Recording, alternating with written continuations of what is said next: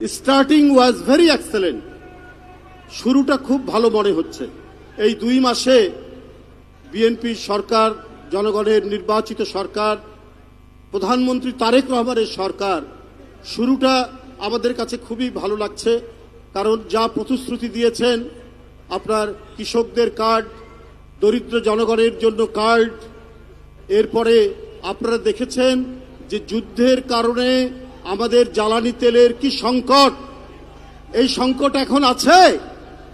এখন কোনো পেট্রোল পাম্পে কিলোমিটারের পর কিলোমিটার লাইন ধরে, কোনো লাইন ধরে না।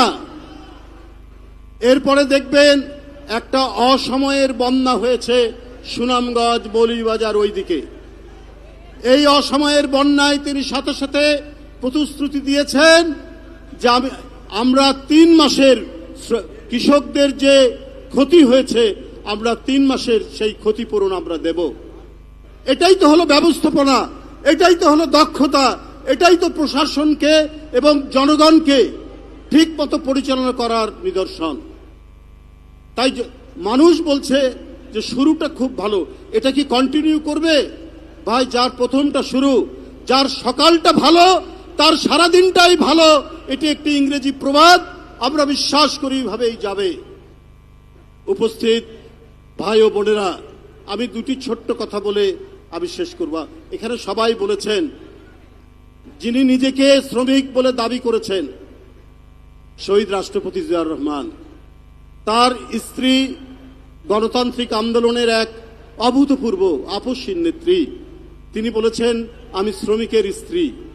আজকের এই বিশাল শ্রমিক সমাবেশে তার জ্যেষ্ঠ পুত্র, আমরা জানি যে অনেক কাজ থাকার পরও অনেক কাজ তিনি সেখান থেকে না গিয়ে তিনি এখানে এসেছেন। বাবা মায়ের যে উত্তরাধিকার হয়, সঠিক উত্তরাধিকার, শুধু রক্তের উত্তরাধিকার নয়, আদর্শের উত্তরাধিকার তারেক রহমান সেটা নতুন করে প্রমাণ করলেন। বন্ধুরা আবার এখন 2টি কথা শ্রমিকদেরকে নিয়ে। একটি হলো যে আজ থেকে 130 বছর আগে জার্মানির চ্যান্সেলর বিসমার্ক তিনি মিনিমাম ওয়েজেসের কথা বলেছেন, ন্যূনতম মজুরি তিনি প্রথম বলেছিলেন।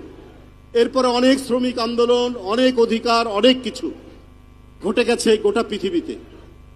কিন্তু বাংলাদেশে এখনো ন্যাশনাল স্ট্যান্ডার্ড মিনিমাম ওয়েজেস এখনো এটা নির্ণীত হয়নি, এটা এখনো বাস্তবায়ন হয়নি। আজকেই আমি খবরের কাগজে পড়ছিলাম, অদ্ভুত ব্যাপার, যে শ্রমিকের পুত্র তারেক রহমান তিনি এই বিষয়টা সর্বগ্রে বিবেচনা করবেন। এই যে জাতীয় ন্যূনতম মজুরির যে বিষয়টি, আজও পর্যন্ত সেটা নানাভাবে হয়েছে, কিন্তু একটা স্ট্যান্ডার্ড ন্যূনতম মজুরি এখন পর্যন্ত হয়নি।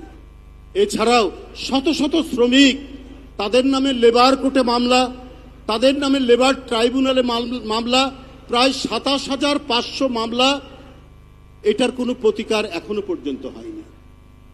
তো এই বিষয়গুলো আমাদের প্রধানমন্ত্রী নিশ্চয়ই তিনি কগনিজেন্সে নেবেন এবং তিনি নিয়ে এই শ্রমিকদের স্বার্থে যে কাজগুলো করবেন সেই কাজগুলোর মধ্যে এগুলোই তিনি দেখবেন যে শ্রমিক টাকা পাবে কোথায়।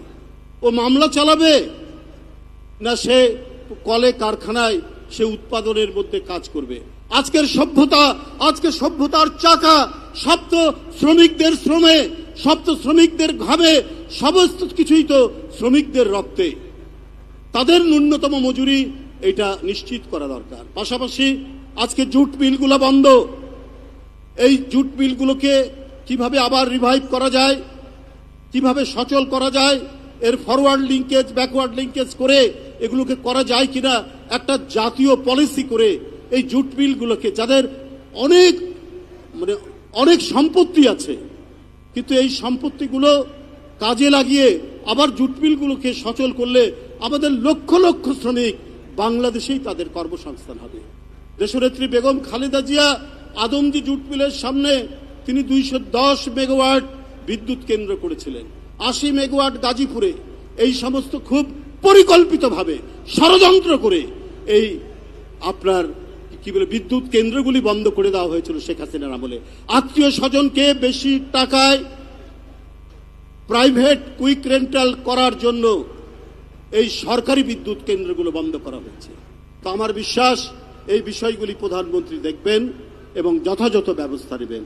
আমার বক্তব্য শেষ। খোদা হাফেজ। বাংলাদেশ জিন্দাবাদ।